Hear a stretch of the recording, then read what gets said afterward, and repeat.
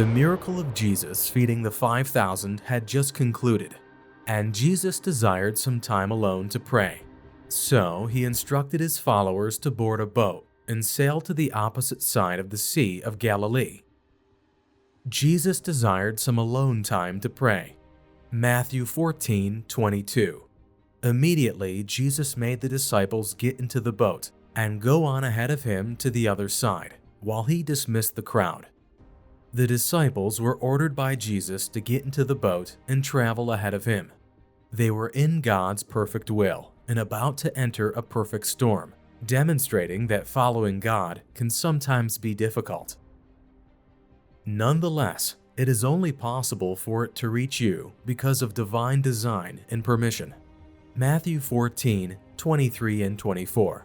After he had dismissed them, he went up on a mountainside by himself to pray. Later that night, he was there alone, and the boat was already a considerable distance from land, buffeted by the waves because the wind was against it. When the boat was far from the shore, they were battered by the waves because the wind was against them. And where was Jesus? He'd gone up the mountain by himself to pray. Though Jesus was absent from them, he wasn't unmindful of their needs.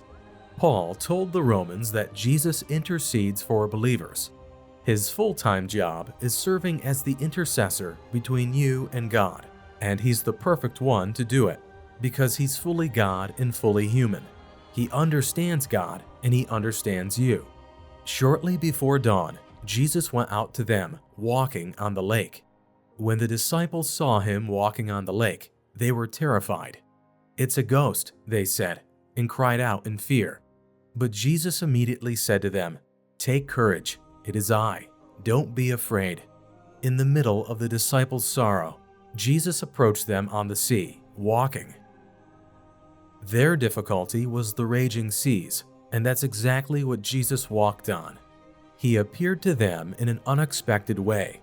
Jesus exhibited his divine control over the universe he created, as he had done previously. When the disciples became concerned because they mistook him for a ghost, he soothed them with his words before addressing their situation. Matthew 14:28 through 32.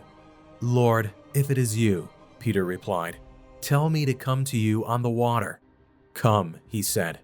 Then Peter got down out of the boat, walked on the water, and came toward Jesus. But when he saw the wind, he was afraid, and beginning to sink, cried out, "Lord, save me." Immediately Jesus reached out his hand and caught him. "You of little faith," he said, "why did you doubt?"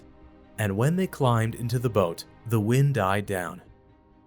And Peter did something no one else would have done. He requested Jesus' permission to join him. Peter didn't only want to keep out of trouble, he wanted to have an encounter with Jesus that he'd never imagined possible. So Jesus called Peter forward, and the fearless disciple began walking on water. He felt scared, began to sink, and cried out to Jesus to save him. When he lost concentration on Jesus and focused on the strength of the wind. Matthew wants readers to realize that it was Jesus' power, not Peter's, that made this miracle possible. Before you look down your nose at Peter, though, keep in mind that he was the only one who got out of the boat to attempt the impossible. As Peter took a bold step forward in trust, the other disciples just stared. Remember, Jesus rebuked him for having little faith, not for having no faith. Furthermore, Peter knew where to turn when he began to sink. When Jesus heard Peter's cries, he grabbed him and took him into the boat, and the wind ceased. Matthew 14:33 through 35. Then those who were in the boat worshipped him, saying, "Truly you are the Son of God." When they had crossed over, they landed at Gennesaret, and when the men of that place recognized Jesus, they sent word out to all the surrounding country. People brought all their sick to him. Why would Jesus purposefully put his followers in such a frightening situation? Take a look at what happened after he rescued them. The disciples prostrated themselves before him and explained, "Truly, you are the Son of God." You could be wondering, Isn't this something they already knew? They did. But with each new encounter, Jesus increased their understanding and deepened their experience of Him. They had been given an opportunity to know and worship Jesus on a deeper level by God's grace, despite their terrible circumstances. He is God's sovereign Son who wields all power, and He wants you to see that He is greater than your fears.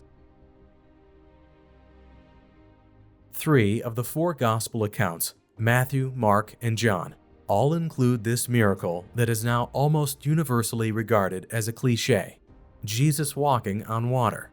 Matthew 14:22 through 33, Mark 6:45 through 52, John 6:16 through 21.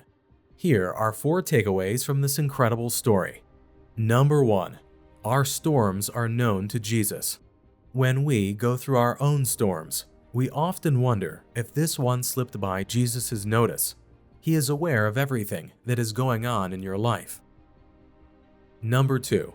It's easy to not recognize Jesus. When Jesus came to the disciples' boat through the tempest that had threatened their voyage, Scripture tells us that the disciples did not recognize Him and even mistook Jesus for a ghost. As funny as that sounds, how often do we find ourselves in the midst of a storm not recognizing Jesus or His move? Sometimes we may not recognize Him, but Jesus is on His way to rescue us from our storms. Number 3. Doubt will only cause us to sink. Some accounts show us how Peter was also asked to go to Jesus in the same way. The first steps worked well for Peter, but when he saw the waves, he began to sink. Likewise, our doubt, as harmless as it may seem, could be the exact reason why we sink into despair and hopelessness. For this reason, faith and complete trust in Jesus are crucial as we go through our storms. Number 4. Jesus helps us complete our journey. No matter how difficult the journey or mission you are on, Jesus is able to bring us through it. Scripture tells us that, and immediately the boat was at the land to which they were going. John 6:21.